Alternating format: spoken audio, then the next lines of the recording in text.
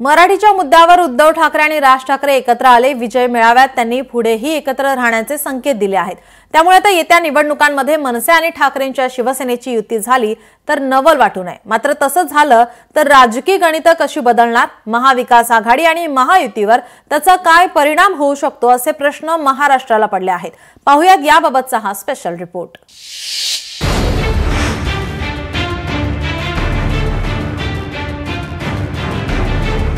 राज उद्धव एकत्र आले तर काय होणार?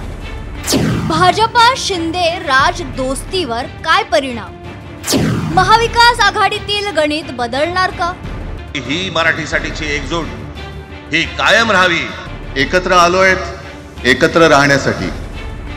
राज ठाकरे आणि उद्धव ठाकरेंच्या वाक्यांचा अर्थ सरळ आहे। या दोघांनीही संकेत दिलाय आणि तो म्हणजे येत्या निवडणुकीतही एकत्र येण्याचा। बाकी सगळ्या युत्या आघाड्या सगळ्या कुठच्याही गोष्टी होत राहतील। महाराष्ट्र मराठी माणूस मराठी भाषा याच्यावर तडजोड होणार नाही, कोणत्याही परिस्थितीत होणार नाही। याच्या पुढे देखील तुम्ही सर्वांनी सावध असणं पण गरजेचं आहे आणि सतर्क असणं पण तेवढंच गरजेचं आहे। पुढे पुढे काय काय गोष्टी घडतील, काय काय गोष्टी होतील कल्पना नाही, परंतु मला असं वाटतं की ही मराठीसाठीची एकजूट ही कायम राहावी आणि महाराष्ट्रामध्ये सन्माननीय माननीय बाळासाहेबांचं जे स्वप्न होतं ते पुन्हा साकारावं अशी एक आशा, अपेक्षा आणि इच्छा व्यक्त करतो। साहजिकच आहे सगळ्यांचं लक्ष हे आज भाषणाकडे आहे, पण वैयक्तिक मला असं वाटतं की आज आमच्या भाषणांपेक्षा आमचं एकत्र दिसणं हे महत्त्वाचं आहे। पण एक गोष्ट नक्की की आमच्या दोघांमध्ये जो काही अंतरपाठ होता तो आनाजी पंतांनी दूर केला। आता अक्षता टाकण्याची काय तुमच्याकडनं अपेक्षा नाहीये। एकत्र आलोय एकत्र राहण्यासाठी।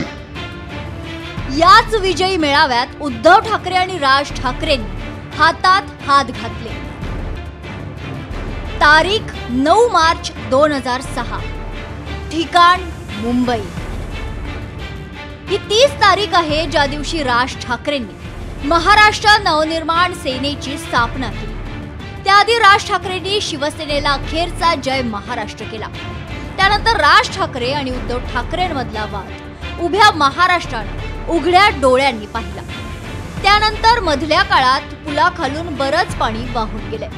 उद्धव ठाकरे महाविकास आघाडीच्या मांडवाखाली गेले। एकीकडे ज्या शिवसेनेत उद्धव आणि राज ठाकरे लहानाचे मोठे झाले त्या शिवसेनेची दोन शकलं झाली। एकनाथ शिंदे यांनी इतिहासातलं सर्वात मोठं बंड केलं आणि महाराष्ट्रात राजकीय वादळ आलं। त्या वादळात उद्धव ठाकरेंची मुख्यमंत्री पदाची खुर्चीही गेली।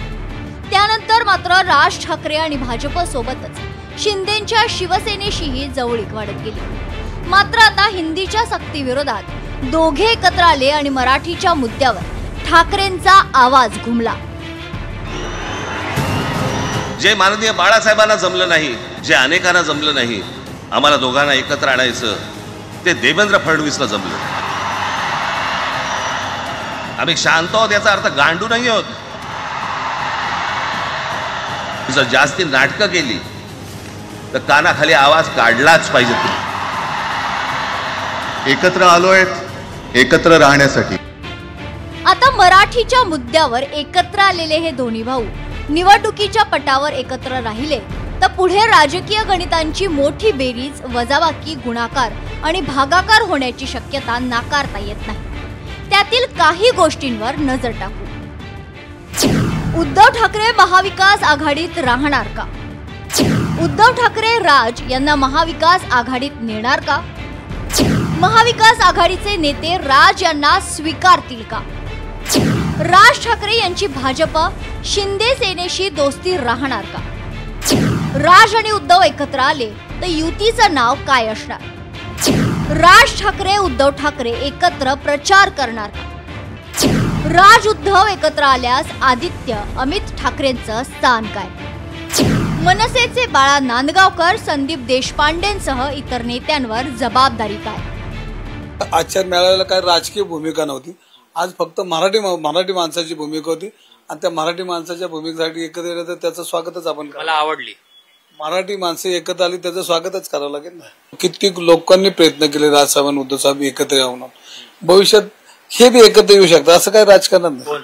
शिंदे साहेब येते परत एकत्र येऊ शकतात ना. राजकारणात असं काय ना की आज मित्र दुश्मन एकत्र येऊ शकतात. कारण महाराष्ट्रात सध्या भाजप शिंदेची शिवसेना आणि अजित पवारांच्या राष्ट्रवादीची सत्ता आहे.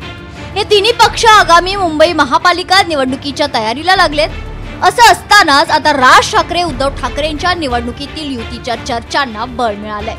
त्यामुळे येत्या काही दिवसात नव्या राजकीय धक्क्यांची शक्यता नाकारता येत नाही. ब्युरो रिपोर्ट, लोकशाही मराठी. लोकशाही मराठी ऐका, पहा, जागरूक रहा.